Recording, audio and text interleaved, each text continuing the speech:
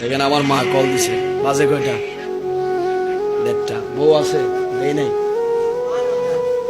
বউ আছে, দেই নাই। কল দিয়েছে কে? এটাই মা। মার ওয়াজ করছি, মা কল দিচ্ছে। ওই মাকে কষ্ট দেওয়া যাবে?